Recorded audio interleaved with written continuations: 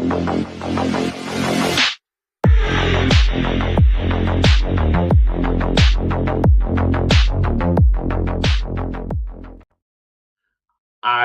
absolutely love that intro. Hello, everybody. Welcome to MiniWorks. Welcome to a video log, video cast, whatever you want to call it. It's a bunch of group of friends just hanging out, and we're going to be talking about Kings of War 4th Edition. What are we calling this, Matt? Is this State of the Fourth or State of the Fourth? State of the Fourth. All right, fine. Works for me. State of the Fourth. In our eyes, in our minds, in our bodies, in our souls, what is the state of fourth? So, what we're talking about is Kings of War 4th Edition, right? So here, I'm gonna just to level set all of us and everybody at home. Kings of War 4th Edition is a tabletop war game. Hey, and if you're here, you probably already knew that part, but where we're at right now as of this recording is Kings of War 4th Edition rulebook, the Invasion expansion, some cool bundles, and of course, some two-player starter sets and some battalions have all either started hitting retail or have already hit your local retailer and definitely have been online for people to order. And we've even had a couple tournaments. I think there was a Clash of Kings in Australia recently. There was the first U.S. tournament, I believe. So it's out. It's here. People are starting to play it, and so are we. So today, I'm kind of curious. Now that fourth is here, what everybody's thoughts are on 4th edition. And we're just going to talk rule sets first, not armies or anything yet. So, Matt, because you have a 0-1 on your shirt, you are MiniWorks 0-1. That's right, baby. What what do you think about Kings of War 4? What do you think about the rules? What do you think about the game? Tell me what are your initial impressions and some of your fun moments so far. Well, nobody knows it yet. I'm MiniWorks Matt. Nice to meet everybody. I have my son down here. Wherever he's at in the recording. Hello. And him and I together have had he's kind of new to it. So it's great to see, from a new player's completely, no wargaming whatsoever experience and his experience compared to my experience, which I didn't play much of third, but the third that I did play, I did enjoy, but not as much as I enjoy this new edition. And I don't know if that's because I played it. I didn't play a ton of it. I don't have like nostalgia for the old edition.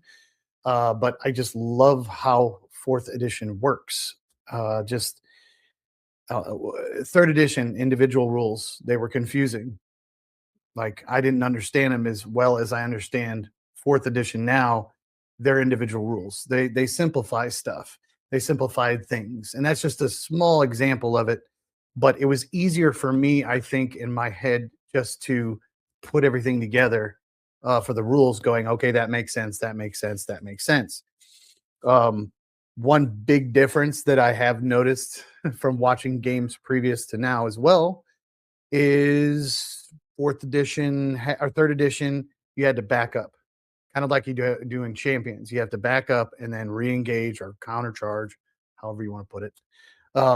This one, you just stay engaged. Much easier, cleaner. Okay, you're engaged. You can reform, though. You can move around. Before you couldn't do that unless you got rid of them. Some of the tactics and things like that, I think, are kind of the same, but have changed a bit, especially shooting, the whole hubbub about shooting. I love shooting. I think shooting is more important now than it was beforehand. And that's opinion, purely opinion. But I think it's more important now than, I've seen games that have been decided because of shooting. A game that we play, Chris and other Aaron played here on the channel is big, beefy, Cavalry Knights would have smashed face on the flank if he hadn't got wavered for one turn. And because he was wavered for one turn, he was side charged by a big regiment of cavalry and he was knocked off the table. So that one small unit of wild runners with 14 attacks and hit on 5s was insanely important to that whole entire army. When shooting could knock you off the table and it just be so swingy, it still does the same thing. I just think that this new edition, and this is where I'll conclude everything, it makes it to me more destructive and it also makes it more tactical and sustainable in my eyes for using different strategies and feel like you're playing a rank and flank game. Because in real war, they wouldn't run up there, get shot at, and run away. I mean, get shot once or twice and say "ta ta." It was more of like, "Hey, they're shooting at us. Let's get closer." The old "Let's get closer. It's the most poisonous unit in the world. Let's get." I mean, it's just that's what it feels like to me. It feels like more aligned to realism in that manner. I always thought the nerve test was the best, in my mind, way of deciding whether a unit stays or leaves. That's their morale. They're taking damage. The damage gets worse. You're rolling the dice. It could go bad. You Oh, just several little things that I've noticed about this game that I enjoy the heck out of, to the point to where I've been playing games for 30 years. And I'm not saying this because, I'm biased or anything. I'm literally saying this. I played lots of games, lots of miniature games, lots of role playing games, lots of board games. This is by far my favorite. And I've never been so motivated. I've never painted an army. I will say I've watched you get motivated on this one. It's been hilarious. Well, Kings of War, I love fantasy, miniature games. And don't tell Ronnie I said this, but like 10 years ago, I put it off to the side because I was like, well, that's too easy of a game. And really, honestly, this game is easy to learn, but hard to master. There's really so many things involved in it that it really isn't an easy, game. I mean, and I've played some of those. Wiley games is that's easy, easy, easy. Anybody could play that. Who cares? And it's just everything's the same across the board, no matter what genre. This one feels like a different game, completely different game across the board, and it's different than anything I've ever played. And I've seen Midgard played, and it still doesn't play like that. I've played Warhammer Fantasy, and I didn't like Warhammer Fantasy, even though I wanted to paint fantasy models. I loved the models. I hated playing the game. And when they killed the world and got the new game, I hated the new game. So I, it was like kill the man with the ball in the center, So it kind of it for whatever reason, you start looking at it, it's the movement of the bases and the ability to be completely and utterly creative. And this game does both those things. And that's why I'm so excited, because I found look at my bases. My bases, you tell a story with that base. You can be creative. You can glue things. You can paint things on them. You can throw sauce for the saucer on, Yeah. I don't know if you noticed it, but it's sauce on the side. Get it? Okay. And just be funny with your bases and just do whatever. And it's whimsical. And my wife has nothing to do with any of the gaming, never played miniature game before. She came out here yesterday and she goes, looking at my halflings and looking at the elves, Palace Guard Henry, and she said, Dragon right, Dragon Lord. Anyway, she said, "Wow, your miniatures, they look so Teenage Mutant Ninja Turtles." I said, "What? What?" I said, "Teenage Mutant Ninja Turtles. That's not what I'm going for." She goes, "No, no, no. I'm saying they look animated and cartoony." And that's exactly what I was going for. So someone who has no affiliation with anything sees that and sees the whimsical, funny, old school Warhammer feel of the way I paint the miniatures and the way they're put together and all that just, makes my day. Dirty Harry Absolutely. makes my millennium. I'll say that. Absolutely. It's the most excited I've ever been. And Champions, we're not talking about that, but Champions is a big part of that too. So that's what got me into it even more. So speaking of people who have never been into the hobby, Eli, we have literally watched you play your first miniature war game on camera, I think, with Kings of War Champions. Yeah. What do you like about Kings of War 4th edition now that, because I think you and I got to play your first game of 4th edition together, and I'm sorry I won, but you're such a fun opponent. I can't help but play against you. So, what do you like about fourth edition? Either some of the rules or as a brand new person, what's some of the cool stuff to you? Um, I do enjoy this game, but since it's my first like the biggest war game I've played, um, and I actually the first game I played was fourth edition, so I'm just gonna tell you what I like about Kings of War in general. Yep. I think it's one of the funnest like miniature or board game ever I've ever played actually, and I'm being serious about this. I enjoy playing this game a lot. Um, I got a lot of my army finished already because I look at these guys and I'm like, hey, that looks pretty cool, right? So I just keep going, and I do really enjoy the game. I like the movement of it. I like how the game works. I like all the rules. The special rules are, pretty cool. Some things are balanced. A lot of things are balanced actually, but yeah, I do enjoy the game. Um, Fair enough. Is there a part of the rules that you like? Was there a moment when it clicked for you that of why you liked it? Or yes. okay, This happened like 3 or 4, games, uh, like first 3 or 4 games in Champions. No, we're not talking about Champions like my dad said, but it's since hard not to. since Champions is basically just 4th edition, but smaller and has a little less rules, um, that's what happened. I just played a couple of games, and I played different armies that my dad painted, and I just liked how every single army had like a a theme to them, like how every single one of them is unique. You know, like the Abyss mainly have like crushing strength, not really any shooting. They're strong guys, and the Night Stalkers, they're very sneaky. They move around a lot. Some of them hit Bird. hard.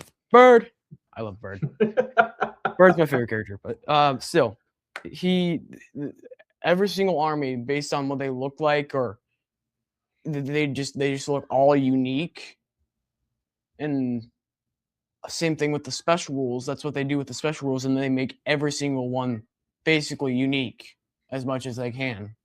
And the uniqueness of this game made me absolutely love it, along with how the game generally played. Plus, I like defeating my opponents with victory.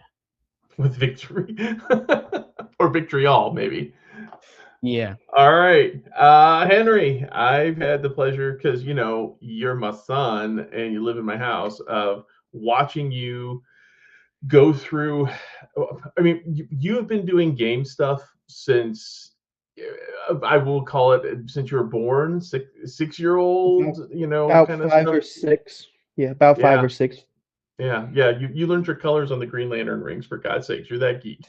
Um, so what do you like about, or what's your feelings actually about fourth edition, and is there any particular things that you like about it? I think overall, I mean, I love fourth edition. I'm not gonna lie. First came into it, I was a little skeptical. I didn't know. I thought I've been playing third edition for a little while, and I thought third edition was perfect. Everything Kings of War should be. And I heard they were changing some things, taking out some things for fourth edition. So when it was first came out as we're making a fourth edition, I don't want to say against it, but I was wary of it. I liked my third edition as it was, but now playing third edition, I love it. I think it's even better than third. It's probably the only game I've played that has actually uh, like encouraged me and made me want to build and paint my own army. Normally, I don't like doing that for war games. I just like playing, but this one has made me want to build and paint my own army.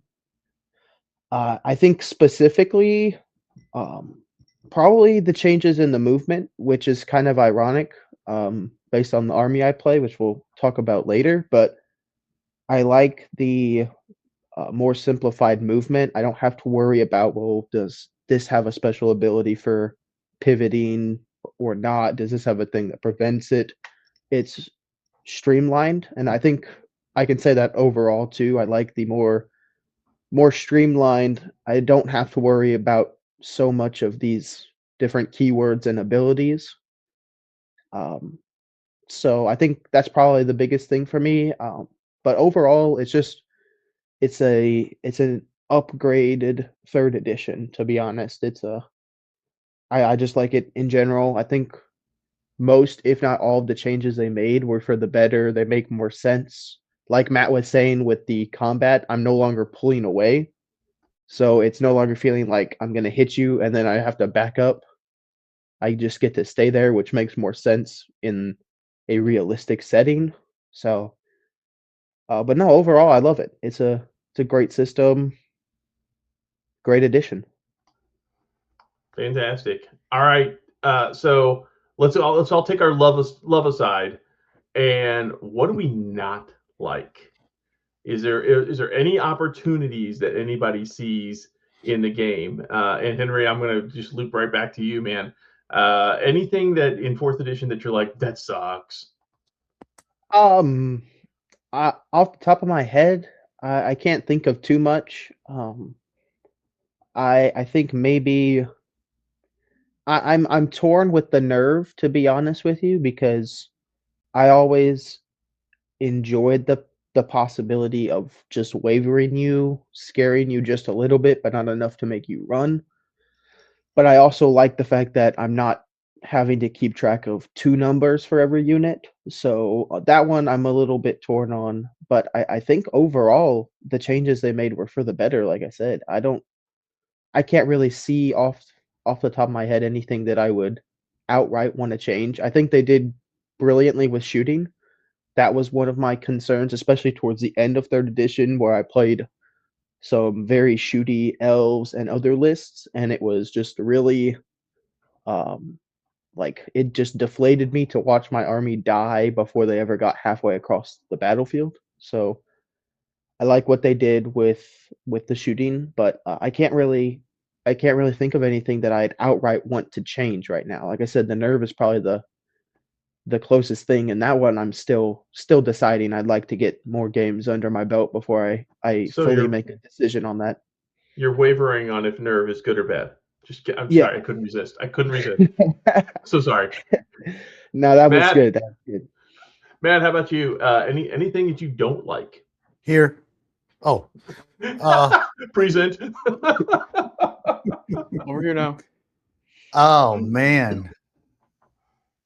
I There's really gotta be can't. something. I know it's got to be something. I guess losing Thunderous Charge to a hindered, or losing Thunderous Charge in the second round of combat. No. Right? Gosh, what I don't like about it. I mean, I'm really trying. I don't like how other people roll sixes against me. I don't like shooting, hitting me, and wavering me. Honestly, So what I'm hearing is there's really not a lot I don't like. I mean, there's a couple special rules that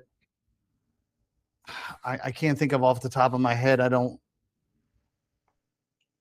Well, I mean, yeah, they have necessity. There's some that are just like, okay, you can spend 5 points to reroll one die.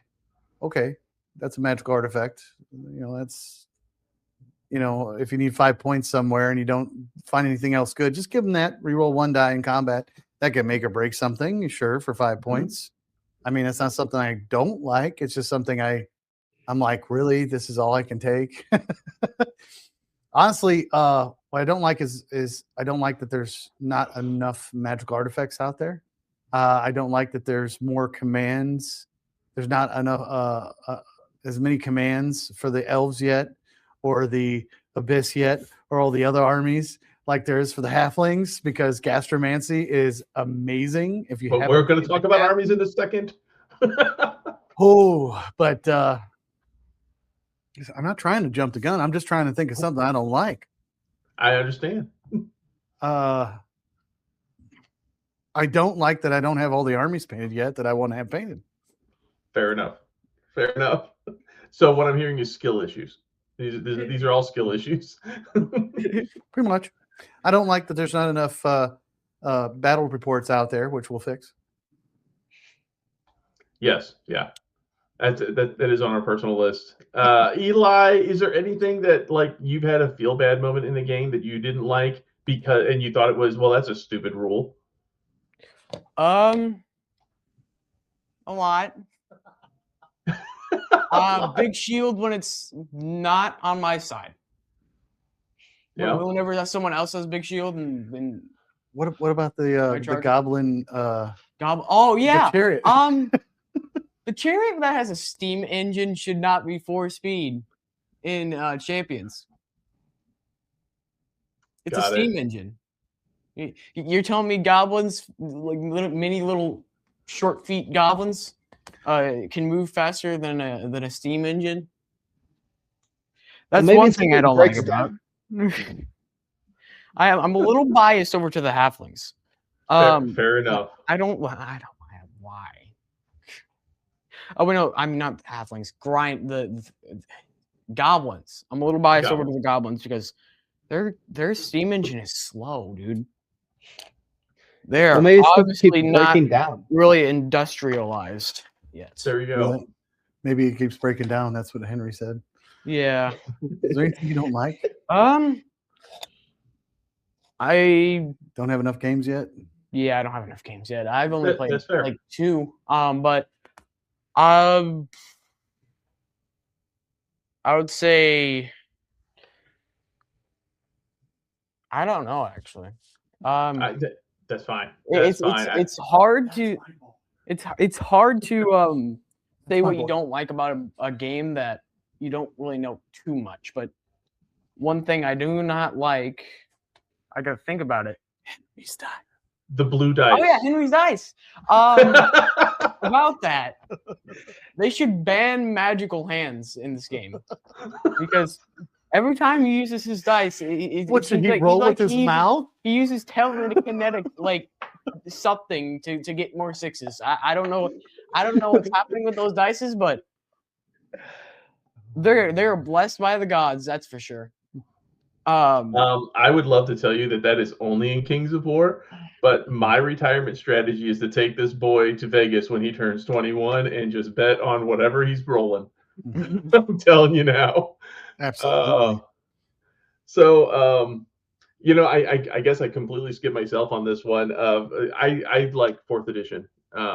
It is not my favorite Mantic game, and I think I said that on camera before. If not, hey, I'm going to say it now. It is not my favorite Mantic game. It is a game. Well, look, not everything can be my favorite. Henry's my favorite son and my only, and the one I am most disappointed in, all at the same time. So, but no, I do like that it holds a different place in some of the other ones. So my favorite one is Dead Zone.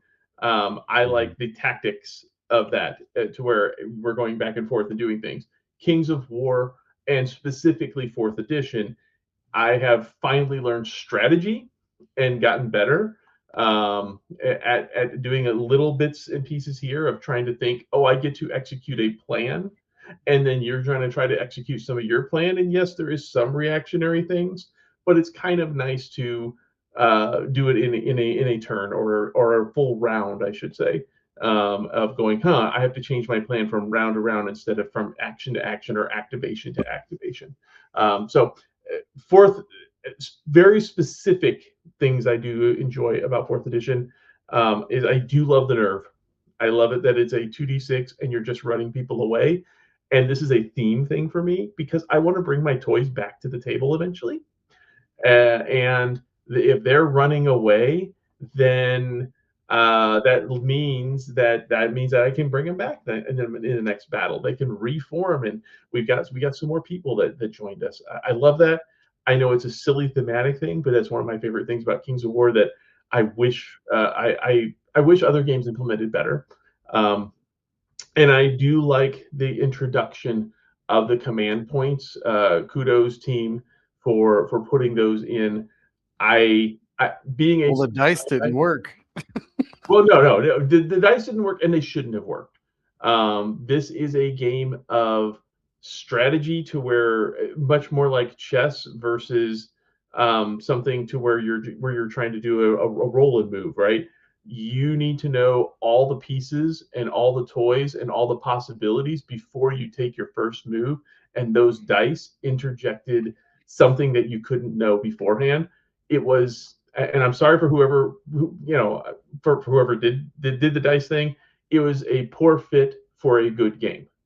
It is a great fit for something like Firefight, where it's alternating activation. It is a very great fit for something like Dead Zone, where it's alternating activation. You're having to think a little bit more on your feet anyhow, and you're hoping that some of those things pull off. But for this game, it is better to know everything. And so I really enjoyed the way that they did command orders. I'm looking forward to more. And as far as things I don't like,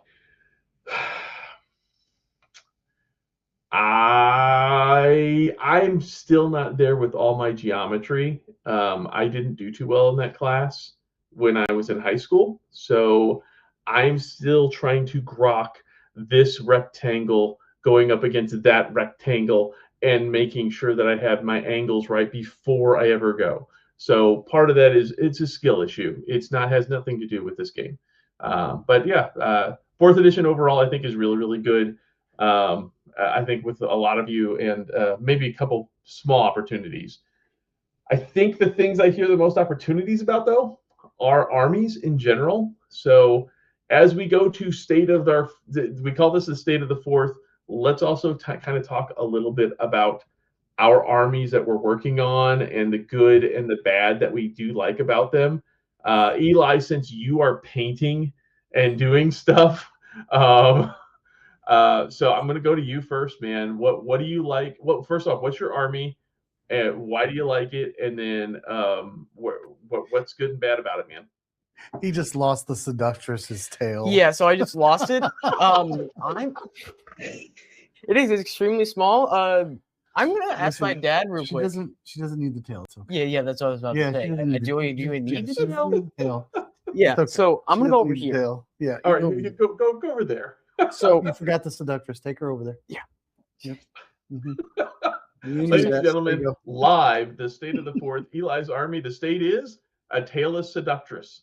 So, all right. And I'm gonna not Eli. I want you to actually kit bash this thing. I don't want to see a tail on one of your seductresses. I want a tailless seductress on that battlefield now. Let it be lost. Let it be lore. It's gone. It is gone. All right, man. So okay, so tell us what's your army, what you like, what you hate, man. You see me? Did you hear that? Yeah. What army do you like? So I am doing the Abyss, as you can see.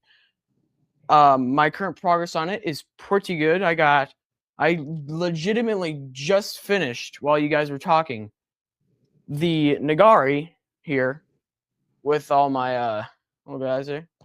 I got half a regiment of Succubi. I got to do 2 of those. I got 3 regiments here of Flame Bearers, a regiment of Berserkers, the Spoiler, and the Warlock, and one of my favorite models that I've painted so far, the Well of Souls. I like how he looks. All right, but right now, I'm working on the Seductress, which she has no tail. Don't worry about it. And I got to finish her today. These guys, or gals, today. And then the Cronius. And I should be almost finished with, almost finished with my entire army. So I would still have to do the lower abyssals. But that's impressive. What do you like about the army, and not just models, but like the stats, the units? Is there anything in particular that you like about the Abyss, or that you think is terrible, that could be better? These guys range. It sucks. I mean, 18 inches is good, but they hit on 5s. Really? Yep. They hit on 5s with an 18. At least give them a 24 inch, maybe even 20. Maybe not 2 extra inches would be nice. But what I do like is I like how not a lot, but 2 of my dudes that I'm gonna be moving around has Cloak of Death, this one, Cloak of Death is everybody takes, like, every opponent takes 1 damage as soon as, like, they're in 6 inches between one of these or one of these at the end of their movement. So I got Cronius and my Well of Souls that will do that for me. I've never played this army yet, but I will. So the only army I've actually played for 4th was my dad's Halflings, and I got beaten to a pulp. But we'll talk about that later. I am proud of these guys. I really am, but not finished. Definitely not finished yet. You will find in life, young Padawan, that you will never be finished with your armies. Trust me. Oh no, I'm gonna be finished with you guys soon. All right. Let's see. By a random determination and roll of a die, Matt. What? Yeah, I know. I rolled a 1. What do you want? Well, I am pretty random. Yeah. So I would say, what army are you working on? But come on, man. All of them. All of them. All right. What's good? What's bad about what you're working on now? Well, what's bad is I'm not finished. I actually, let's see. I am not finished. I have right around 1,500 points painted of halflings, and they came to a screeching halt because if you watch my vlog, you'll know why. I had a super secret army sitting there for 6-7 years. The only one that I've had sitting around the longest, which was the elves. And I looked at the rules and started painting them, because I thought, I've always done dwarves. I've always done everything else. I've always avoided the elves. So I said, you know what? I'm just going to start painting some elves so I can have a different army to play besides halflings. I got the most experience with halflings, but we'll get to that.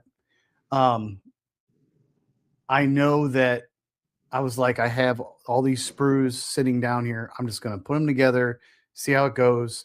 And I did it, and I played 1 game and got stomped by the guy I gave a bone giant afterwards. And that 1 game convinced me, okay, I want to play some elves. So since that day, I had 2 units of tall spears. What was that, like 2 weekends ago? Something like that. I don't know. It was like 2-3 weeks. Yeah. I had 2 units of tall spears, 2 regiments of tall spears, a regiment of archers, and a mage and a king and a tree herder unpainted. So since then, a couple weeks ago, I painted the tree herder, a regiment of dragon riders. I painted the dragon lord today. Just finished him. That's right, Henry. Dragon lord. And I got a regiment of palace guard, regiment of glade stalkers, 4 shamblers, the forest warden. What else is over there? Oh, the Silver Breeze cavalry. So I painted all that in a couple weeks, and I have another Silver Breeze regiment, another Stormwind. I have a Stormwind regiment waiting to be painted there with their bases ready to go. I mean, I might as well. Silver Breeze there. And we all know what this is for, right? Do you recognize what that's for, Henry? Oh my goodness. I have another unit that has some dragons on it. Anyway, and I have the Kindred Dragon Lord I started there, and dragons, man, like that's what kind of appealed. I've got a mage, the avatar. I basically got maybe 70 models to go. So sticking with elves, is there anything rules wise that's good or bad that you're like, yes, this I love, or this everything's elite, needs to get better? Everything's elite, even spellcasting. You're rerolling once in this game. Any game really, when you're rolling d6s, a reroll is insanely important. The more dice you get to roll and reroll, the chance of your odds get better, especially with spells. I've noticed my mage has elite with spells, which I forgot that rule. And it is actually a couple games that I played not on camera. I go, wow, okay. I mean, that spell wouldn't have gone off if I hadn't re-rolled three ones, you know. So it's kind of that having that elite is great, even if it's ranged or combat. The Radiance of Life from the Tree Herder, you know, some of the tactics you can use with it.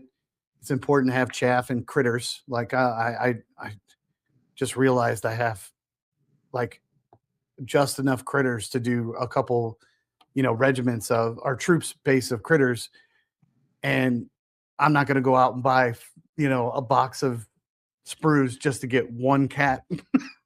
you know, so I'll probably have to you know, have some 3D printed ones put it on there. But they have these two chaff units called the Hunters of the Wild and the Critters. The Hunters of the Wild are basically all the creatures from all the sprues that they've, like the otters and frogs and things like that. And you put it on that base, and they're the Hunters of the Wild. Yeah. And these units are important because they're size 1, and things can see this over is the them. tactic you were talking about. Oh, crud. Right. So that applies to all the armies, obviously, because you want to keep your heavy hitting units behind something that's shorter tactically. That's why I And need you can double charge, you can, you know, shoot over them. They can be shot over and get cover, you know. So I found out that, you know, with this army, you know, not just a tactic, just in general, that chaff is going to be important in this game. It just hasn't been discovered yet. I don't think I've seen it in a lot of videos. People are starting to, like, you know, see things, you know, on how they work in the game. Well, those little critter units are going to be very important. You'll probably see it in future battle reports, us using that tactic and hiding things behind each other and moving things up together, one behind the other in single file, more than, you know, just being separated just for that protection until they get into contact, you know. So elves play a little different. You can take them a couple different ways, and there's many ways to build the elves, which most armies are kind of like that, but not. I'm noticing that halflings can be played 3 different ways as far as their special rules, but elves are the same way. You can take a super shooty army, or you could take a super crushing strength army, or you can just a super shooty elite, you know, elite crushing strength, or elite just, you know, destruction. You know, just tall spears and nothing else. You don't even have to have shooting in there. So they're very versatile. They can handle a lot of different armies. But that's what appealing to the elves. And that's not the end of it. I'm not done. What? Oh, jeez. All my all the halflings I do have a base made up for the spear spikes, which I have a pile of dead spear spikes right now over here ready to go for paint. They're all primed. I took them off all their bottles to paint the elves. Halflings, their spells and their gastromancy, that not spells necessarily, they don't get any really. Their gastromancy, rolling 3 dice, having Mama Beta, you're going to see her a lot. There's a lot of tactics where they can get brutal and life leech every single turn, and it's pretty likely that they're going to get that. And a little bitty unit of braves can outlast 2 regiments of corsairs, which should not happen, you know. So it, with life leech and brutal, you know, they can have brutal 3 with Mama Beta. So halflings are great. I really love how fun and whimsical they are.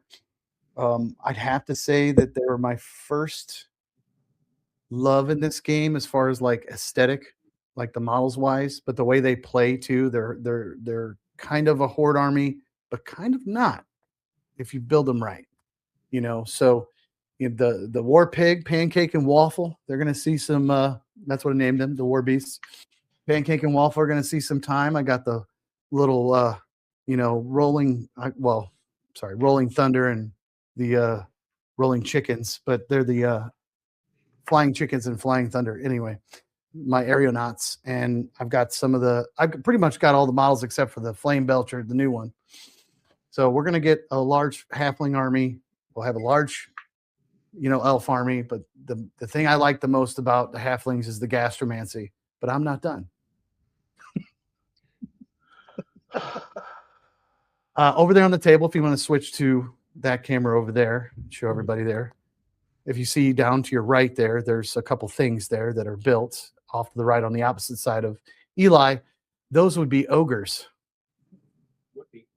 They are ogres sitting there on the bottom right of your screen there, with a dragon head. That's part of the elves, but that's my building station over there, and that's a bunch of sprue of ogres. I got old ogres, new ogres, mixing them together, the old sculpts, the new sculpts, and one for Henry there, a giant or two, and we're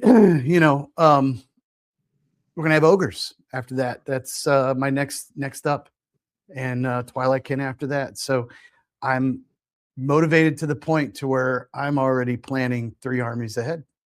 So just 3? Are you sure? well, I'm 3 armies ahead. See, Oh, I have the halflings. That's not counted there. I have the elves, right? So my 3 armies ahead is ogres, Twilight Kin, and beep. got it. Stay tuned to the vlog where Matt will reveal his next Zerkali army. It's the Zerkali. So, dude, they're not here yet. You gotta give people something to look forward to. Well, if they watch this, they probably won't even listen to what I just said. Fair enough. If you've made it this far, congratulations. The only thing I say is I haven't bought the Zerkali, and I don't mean to interrupt you. Sorry, I didn't get them right off the bat. I didn't get them right off the bat because I didn't know what I was going to do. And a lot of people are they're like a Japanese, aesthetic, like samurai and stuff like that, and monks and fighting monks and stuff like that. And me, I don't actually attain something till I have that idea, what I want to do or how I'm going to build them or how I'm going to make their bases. And then it's just clicked, And you're going to do them as 1920s Parisians. Oh, I'm kidding. I'm kidding. Kung Fu. Everybody was Kung Fu fighting. I found these STL files for Kung Fu cows. So that's all I'm going to say. Go ahead. Fair enough. Real quick, my armies, the state of fourth for me is.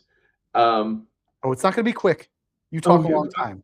No, I'm a bit of a butterfly. You're the one that's talking, Dad. So when I first got into Kings of War, it was 3rd edition, but it was barely 3rd edition. It was because I was a Mantic Pathfinder, and I knew that the big game that they had was Kings of War. And so my local game store, which is, by the way, Miniature Market here in the St. Louis area, highly recommend everybody go there. They've been fantastic to us in letting us do games and all sorts of stuff. Plus, they have a big warehouse, and sometimes things happen in a warehouse, and in the corner of their store, they have Dent Ding. So I found a 4th edition starter set, 2-player starter set, on Dent and Ding for a ridiculously low price. And so my 2 armies are the Night Stalkers. Yep. And the Northern Alliance. So the Night Stalkers have been on camera at least once. I have, if I add some more artifacts, I have 2,000 points worth of Night Stalkers. And literally, if you ever see them on camera, that is my entire collection. I might have taken a couple of those little Night Stalker units because there's sometimes extras on the sprue, and I might have saved them back for a personal Dead Zone army. But yeah, so Night Stalkers, and then today and yesterday, I got a chance to actually break out a very, very nice Christmas gift that was given to me by a fantastic #1 guy here of some Northern Alliance, and I actually finally got to put together some sprues, some berserkers. And yes, I will be having Northern Alliance with some half-elf berserkers, and there's a champion, and I'm drawing a blank right now who it is, or a commander that will basically let them become core instead of specialists. So that'll be kind of fun. I enjoy that part of it as well, to kind of unlock those sub factions. How appropriate. Yeah. Northern Alliance, it's Snowmageddon. Oh, hey, I love the snow, and so I'm looking forward to having a few more bases of snow down. So that's me. And as far as what draws me to the army, look, they were in the box. I know that's terrible to say, But I do really enjoy the Night Stalkers. I enjoy, especially in this age where I think shooting is different and serves a different role, that they are all stealthy. Because Henry and I got a chance to go to the Kansas City GT right at the end of third edition, and I completely got stomped, and rightfully so. And when I did get stomped, I noticed that I used every waiver token I had, because I make little custom waiver tokens, and I ran out of them for my entire army because I was going up against shooty elves. So I actually really enjoy stealthy in fourth edition because I don't want to use all my waiver tokens. And then for Northern Alliance, I enjoy that there's such a soup army. Because I do like to flit around. I'm looking forward to trying out this little branch and this little branch, and then mixing them together and seeing what flavor comes out of there. So that's where I'm at in fourth edition. And before we move on to the fourth and final member here, there is something, Mr. Henry, that we do have to address. Well, you are probably the most winningest player on camera, but Matt, I believe you were telling me earlier that we got some comments in YouTube about a video from was it our good friend Chris? Yes, he said he's going to burn his dice. No, no. This is important because note there's a bounty. Go for it. Oh man, so there's a few comments on YouTube I wanted to address, and one of them, well, they're from Chris, our member. Chris, if you'd like to be a member, it'd be great. It'll helps us out, and you will get mentioned in every one of our videos, and there'll be some exclusive videos you'll be able to see 2 weeks before anybody else. You'll be able to see them as a member as well, and with those will be starting soon. But it really helps us out. So there is some comments on YouTube that I'm going to mention that had specifically mentioned Henry and a couple of the videos that specifically a Champions game and a fourth edition game that Eli and Henry played. He says, I propose for future games, Henry must use other dice than those blue ones. He used my, wait a minute. He can use my dice. Then we'll see how well he rolls. And he says, oh, Eli, Henry took the bird and beat you with it. Took your bird and beat you with it. I feel you, brother. Really do. So that was pretty funny. Let's say it says it's a bunch of halflings. I got this, Henry says. Oh, Henry. Famous last words. Trust me, I know. Quote from Lord Demios, dictator of the Basilian army, which is Chris. So it's just a bunch of halflings, he said in that video there. So that was funny. He says, okay, I'm doing it. I'm putting a bounty on Henry's EOD and at 1,000 points or more. Whoever can win a game against him will get a prize from me, stating Chris. And also, all I keep thinking while watching this, and Matt still gave Henry a bone giant. That was our 1,000-point fourth edition game. So there, yeah, there we go. There we go. Mm-hmm. There's a bounty on you, man. Mm-hmm. And I guess that probably gives away what your army is. Also, I believe you have something else that would also tell people what your army is that you're wearing there. Right. Yeah. Yeah. Is it Zerkali? No. Scooch down, bro. Goblins? There. Look at that. Look at that. So good. So you're gonna look at that. It says Mantic. I didn't even we call that his Sunday shirt. Yeah. So Henry, you've got EOD.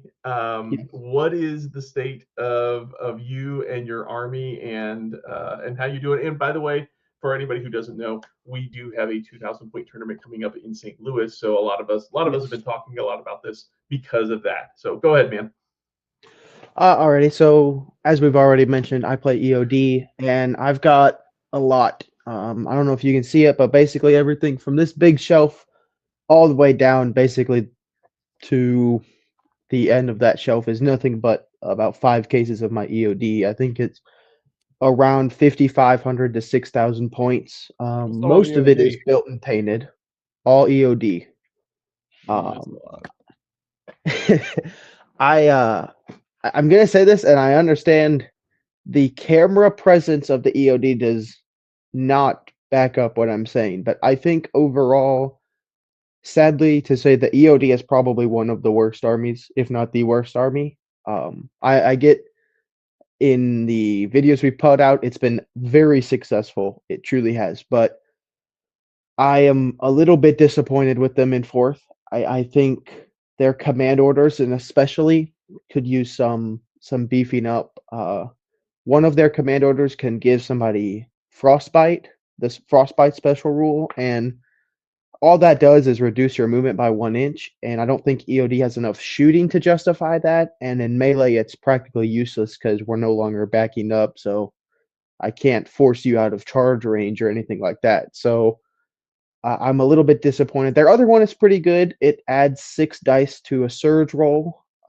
That can be useful in certain situations, but I think overall, I know I have heard some people online and in person saying that there's like a pharaoh on the chariot and a mummy build that is pretty effective, but I think as an army, I'm a little bit disappointed with them in fourth.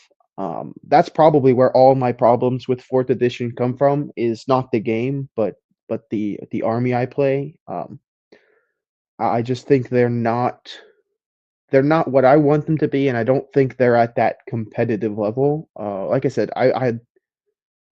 we have that tournament coming up. That'll be a good test for me because I know in our KCGT, I had a lot of close losses, both of them against elves, and then I got wiped by a Varangur, but that was uh, more dice related than tactics. And I feel like my biggest issue with them is they didn't change from third to fourth, but because of the rule changes, that has hurt them a lot. So I'm a little bit disappointed for competitive, but for casual, they're a great army. I enjoy building and painting them. I've got a monolith I just finished building, so I got to paint that. I'm almost done painting some worm riders, and once I glue my worm rider king back on his base, he'll be completely painted and based. As Matt pointed out, he did in fact give me a bone giant. Thank you for your lovely donation. It's back in here somewhere. It's fully painted. I'm sorry, world. That has been a blast to play with. I've had huge success with that one in the 2 games I've played with him. I think on the good side, though, Shobik, the idol of Shobik, he has been doing phenomenal as usual. I'm excited to use my monolith. I think it got a little nerfed in fourth, but I'm still excited to use him. I mean, even though I don't think they've changed a lot or they've gotten worse due to the rule sets, I'm still very excited every time I get to play them. I have a blast. So I don't want to put it out there that I don't like EOD. I love the EOD. It's my favorite army. Obviously, I have a whole shirt for it. But I just don't think rules wise they are up to what I expected or what I was hoping for with fourth. I think some form of a I don't know, like a reanimation would be neat, or like a way to not just heal wounds, but potentially bring a unit back. Would be a little it would be a little wonky, fun. Um, I'm waiting to see. I don't know when they come out, but whatever book they come out in, I'm excited for that one to see if they give us some better command orders because I feel like in the fourth games that I've played, command orders have been pretty big, and I feel like not even being able to use one of mine is a huge detriment, seeing as how I'm already at 2, compared to some of the other armies that have 5 or 6. Being at 2 is already a bit of a disadvantage, and then basically being at 1 is huge. So, um, but no, like I said, I've got a bunch of VOD. Always excited to play them. I just don't think rules wise they are up to par for a more competitive setting. Now, That being said, I would always recommend them if you're just wanting to have a fun time, play casual. But if you're looking for competitive, I hate to say this because it breaks my heart, but I would look for another army just because they're not currently where they should be or where they need to be competitive. Now, you say this, and I'm gonna laugh if you actually do well at the tournament here in town. That's fair. Well, like I said, my personal performance on camera and even off camera, as everybody here can attest, is very successful with this EOD. But overall, when you pit them statistically and with other more professional players, they just don't hold up as well, which is pretty How sad dare because I you. love them. I said more professional.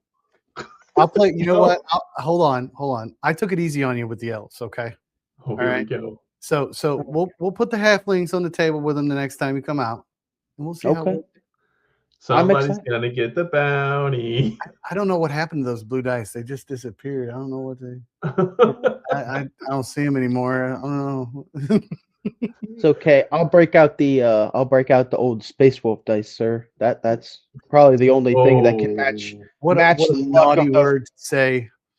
match the luck of those blue dice is probably the old Space Wolves dice. So, Well, but I did have a question to propose, if that's okay.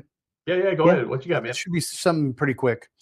So I did want to mention something that came up, and I saw a big feed about it. You know how that goes, not negative or anything. It's just as far as like, how do you guys like how they're putting out the new books for each army? Do you Oh, like good call. it with more lore? It has a lot. By the way, I read the Invasion book, and I've never read the lore even with the other games ever. And I just opened it up and was like, wow, this is a treasure trove of information that I could use to, build these armies up. But at the same time, there's 4 armies at a time. And, I'm going to say the naughty words that this seems like a creep. That's all I'm going to say. Like a power creep or whatever you want to call that without saying it. I just want to get your thoughts, because my thoughts really quickly are, I like the way they're doing it. I really like the way they're doing it because you originally in 3rd edition, you just had the main rule book and they changed things, of course, in the companion, which they will, which is wonderful. I love that they have that. But putting out an extra book, you can either get the book or not get the book and you'll still have all the rules. But is getting the book important? Probably not if you have the companion. You see where I'm going here. It's Absolutely. For me, I love it. It's not just because of the lore. It's because it's like discovering a new army again. It's like your EOD. When they put that EOD out, when they put the Abyss out, when they put the new Night Stalkers, and you guys are going to be, oh, I'm getting that. I'm getting that. You're going to be like that. That's the new, all the new rules. You're going to rush to it. A lot of people say that, oh, that's kind of like a tactic they use to sell things or what have you. I don't think so. I think it's for the super fans. I think it's for fun. And I just love it. I just want to get your guys' take on it. I love the way they're doing it. That's my take on it. I think it's great having those hardbound books finally. Yeah. I mean, it's just the way they're doing it is fantastic. So anybody start, go ahead. I'll start, I guess. I agree with you, Matt. I like having the lore. I like the hardback books. I have not completely read the Invasion book, but I liked what I read so far. I like how you said it, it's like discovering a whole new army. My only quote unquote issue with it, and it's less about the book, and it's more about the fact that I don't like how late everyone is coming out. Like, I don't like how they seem too far apart. So for armies like, we'll take my EOD, which is already tournament wise at a severe disadvantage due to everything I had said before. If they're not going to come out for 2-3 books later, that could be a year and a half to 2 years later, and I just think that certain armies could suffer a lot from not having that book. But I think in terms of what the book has and how it's written and what contains, I think it's a great book. I wish they would do him a little bit faster, so to speak. And I understand there's probably some logistical or technical problems with that, but I uh, I do just wish their releases were a little bit closer, so that way we could get a more fair system across the board for all the armies quicker, rather than waiting for 2-3 years for one army that has really been struggling to finally get up to that same level as certain armies who have been there the whole time. That's So why I asked this question, because it's different for competitive players and non-competitive players. It's totally Yeah. different views, and I love this topic, and that's why. Yeah, I'm So- gonna have to agree with you. It is very different, because I play games for fun, right? I play to hang out with you guys. I play it to watch the sparkle in Eli's eye whenever he rolls a 6 and it blasts D3 on me and stuff like that. So um, I I actually was impressed that they gave all the armies a facelift and still gave them a couple of orders. I don't know that they were great orders. I think in even in the case of the Night Stalkers that I play, I'm not using Pathfinder that much. Then again, I'm not a great player, so whatever. I may be using it wrong. I definitely used the Life Leech one, but if my entire army is waiting for command orders, I have other issues. I think command orders is not going to solve it. It's just going to add more flavor to it. And I think we've seen that with the halflings. We've seen that with some of the Trident Realm stuff. It's more about, yeah, you're going to have a couple more options, but only if you got some of that stuff in your army. If you don't bring it, it ain't going to work. And we kind of already saw that with Empire Dust. If you don't bring somebody who's cast in Surge, none of your command orders are probably going to be useful, because Henry said you're not going to be using Frostbite. So I actually think the baseline is perfectly fine, and then as these books come out, you get a little bit more. But more importantly, when a new book comes out, that is when we're going to be looking at any FAQ, any errata, possibly any point changes. And I think it's smart. I know I know it may not feel great of, hey, I got to wait 6 months for them to figure out the data as to whether or not we'll pick on Empire Dust because Henry already did, if EOD is broken or not, or not as competitive or not. But you know what? That's actually a really good time frame. And when you think about it, I am going to mention the other company. Games Workshop has figured out to a science, and it is backed by hard data. You've got about 3 years in the hobby. And after those 3 years, people start losing interest, which is why every 3 years you see a new edition of game A, and another 3 years you see another edition and another edition and another edition, and they refresh the rules and they redo everybody. And maybe along the way they go ahead and have a codex that comes out that gives them a bump. But that is a different tactic than what Mantic is doing. Mantic does not care if you're playing with a Zerkali army which just got a book, or if you're playing with elves, which that was 6 years in the boxes. They just want you to play, and it's a different tactic. So I don't think it's a business tactic to go ahead and hose people out of their good armies or anything.